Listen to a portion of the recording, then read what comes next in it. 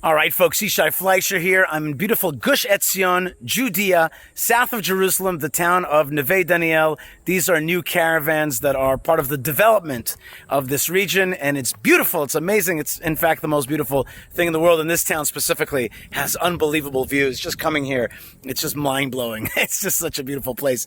Look, the development of the Jewish people in Judea is hotly contested.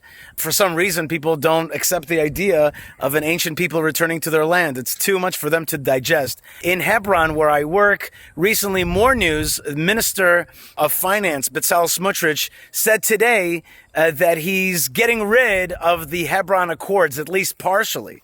Okay, he's getting rid of the civil control of the Jewish community of Hebron, which was ruled and controlled by the PA.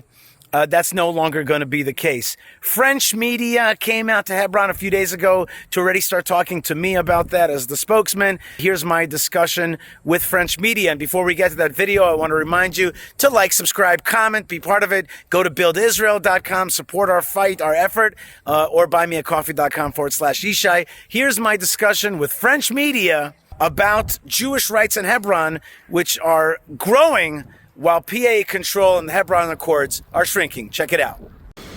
Can we just start with your full name, age, and profession, please? My name is Yishai Fleischer. I'm of a good age, and my profession is that I'm the spokesman of the Jewish community of Hebron. Okay.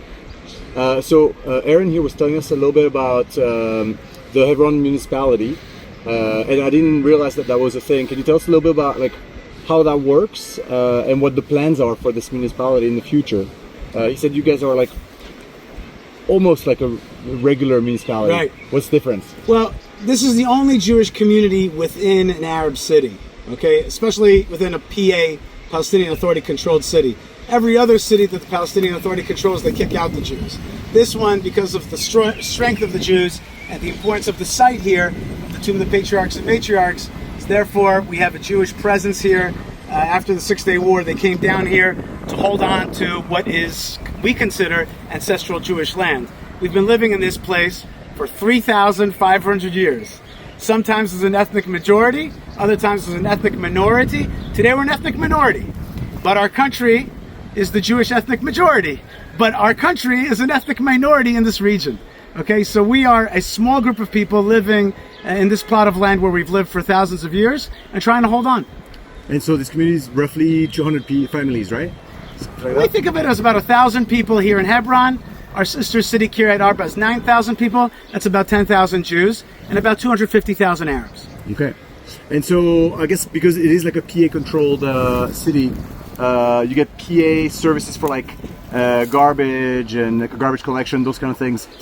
And you want to change that to be more separate, independent? Well, small picture, big picture, right? Small picture is that Palestinian Authority services are very weak. If it's electricity, water, garbage, internet, very weak services. And they don't have a big interest in making sure that we have great internet here. That's just not their interest. They want to see us out. And so we'd like to see our own municipality, our small municipality, provide its own services. Electricity, garbage, road fixing, etc., water, all that stuff. On the bigger picture, the Jews that live here, we'd like to see the dismantlement of the PA.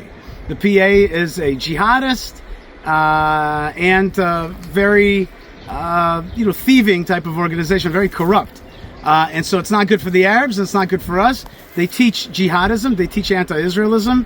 So we'd like to see in the future the reversal of Oslo and to put this town under Israeli control. That doesn't mean that they can't have their own Arab mayor and their own Arab culture, but it would be like a Chinatown within the broader Israel.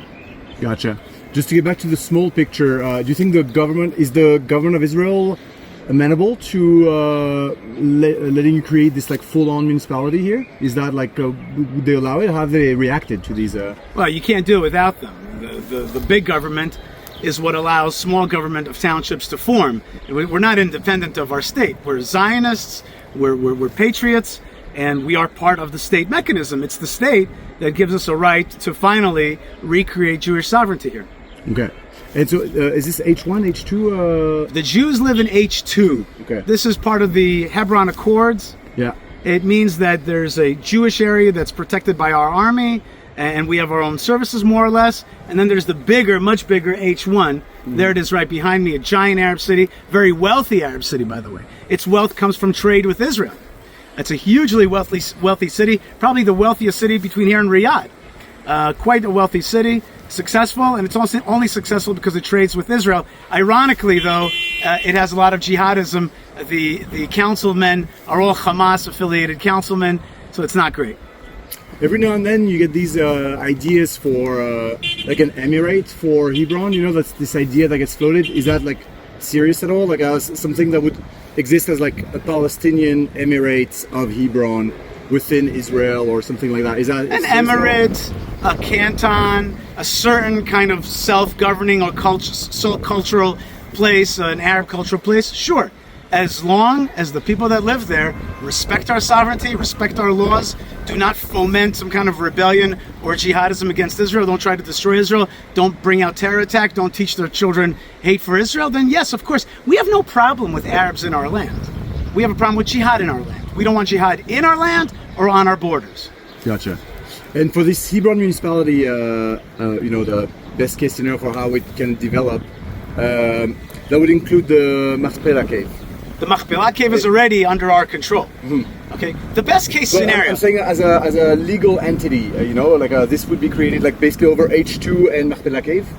No, that's already in our hands. H2 is already in Israeli hands. We're talking about as a municipality. Sorry. Yeah, municipality means that's already H2 is controlled by our municipality. We're talking about the rest of this thing. Okay, but that's really in the future.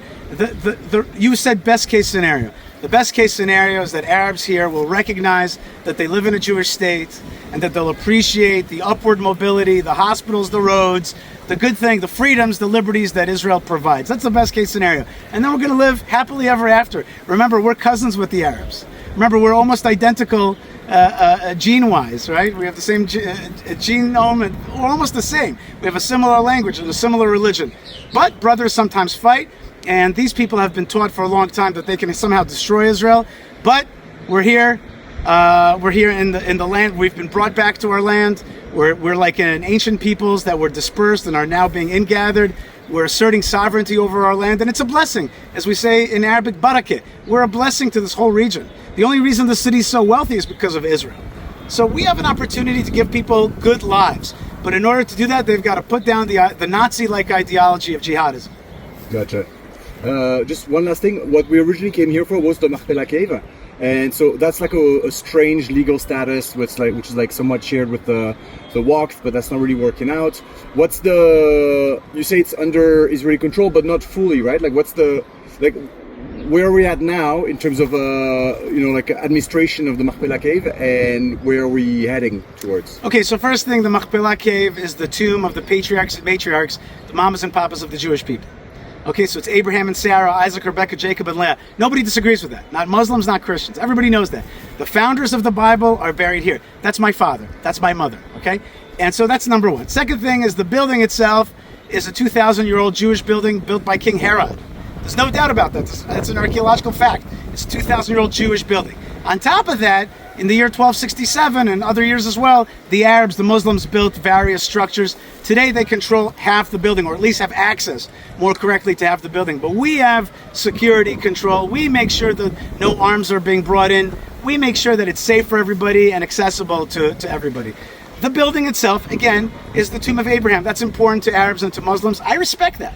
Okay, but they've got to understand that we're here to stay. You're not going to be able to kick us out. You're not going to be able to rename it the Ibrahimi Mosque and tell us that it's, somebody else's, a holy place. It's our holy place. If it's your holy place, you got to respect our thing first. So we're working on it. We're working on adding a roof now. We're working on the elevator, making sure that everybody can access it. We're making sure that it's safe, that it has fire stopping equipment. We're making sure that it's got good lighting, good electricity, good air conditioner. I myself brought in a 50,000 shekel air conditioner into the tomb so that one of the rooms can be cooled.